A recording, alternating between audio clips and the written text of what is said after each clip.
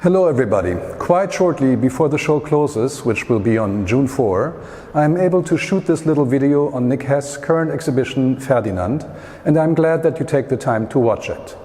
Ferdinand is not only a first name that, nowadays, has a connotation of being slightly old-fashioned, but also the first name of, for example, the German Ferdinand Porsche, the founder of the unanimous car company, or of the Swiss Ferdinand de Saussure, one of the pioneers of structuralism in linguistics.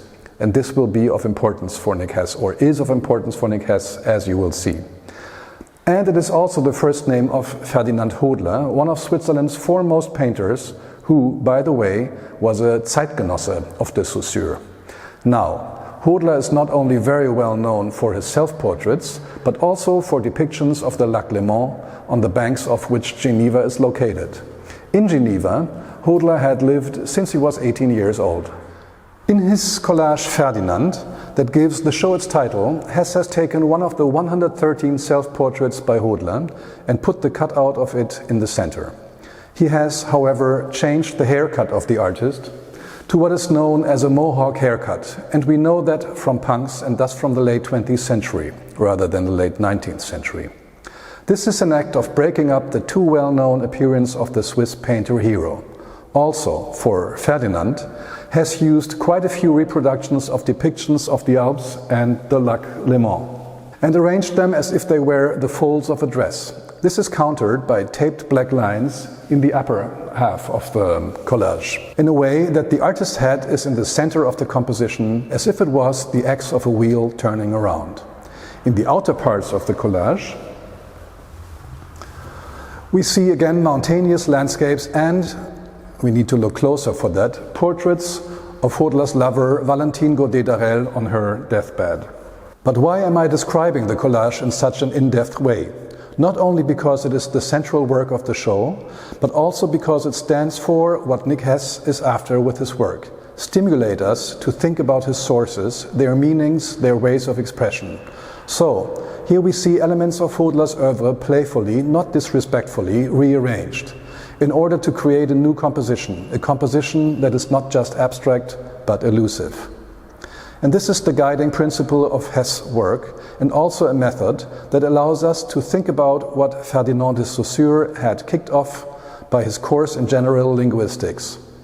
De Saussure is considered being the father of linguistic structuralism.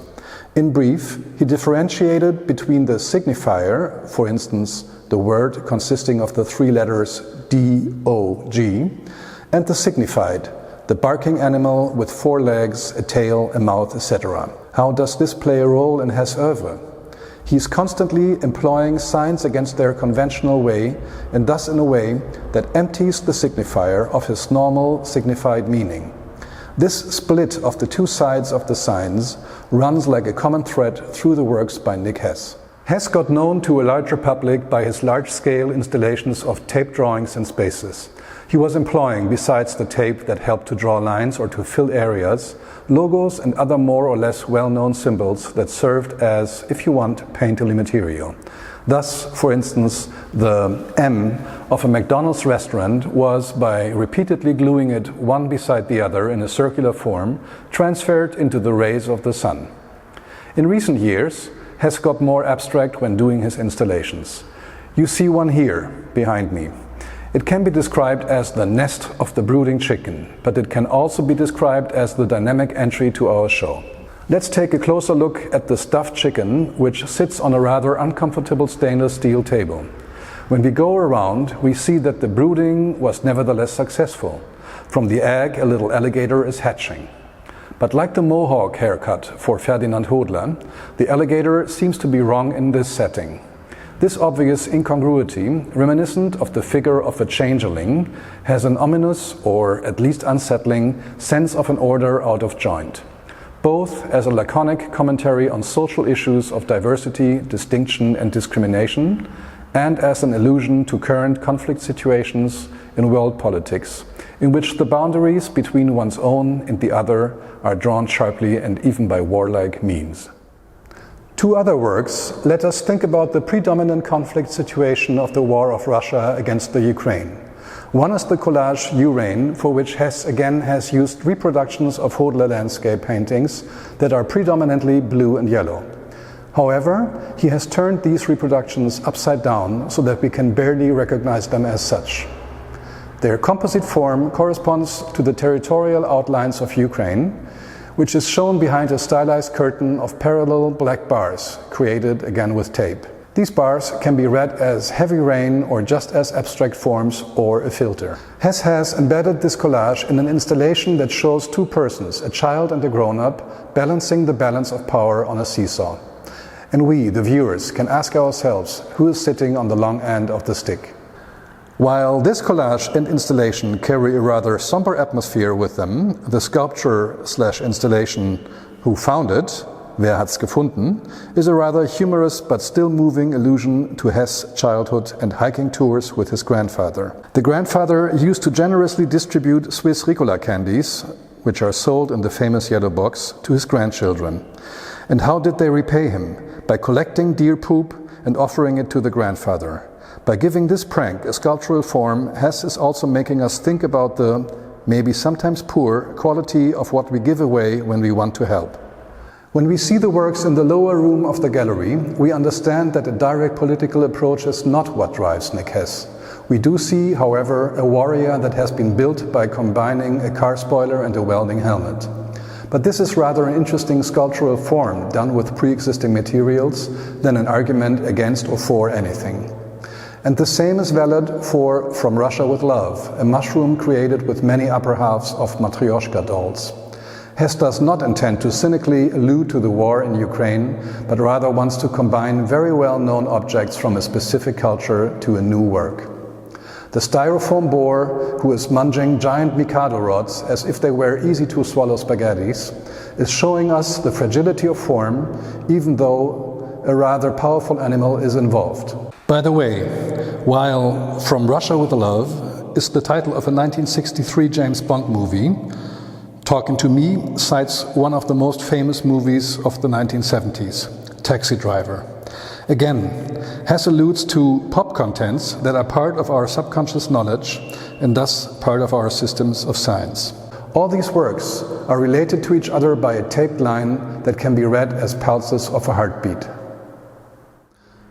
I want to finish by mentioning three remarkable works. One is the largest collage of our show, Rhine Mond. Obviously, for the title, Hess has turned around the two syllables of Piet Mondrian's last name. And he has used for this collage a reproduction of a Mondrian painting and cut it out in the shape of a heart. The Mondrian painting is also the source for structuring lines that, in the end, dynamically form the Brooklyn Bridge, or something that at least looks like the Brooklyn Bridge. Its pillars are consisting of cutouts of this or another Mondrian painting. And his portrait appears to the lower left. Again, this homage to one of his favorite artists is turned into a rather independent and, yes, I dare to say it, beautiful composition.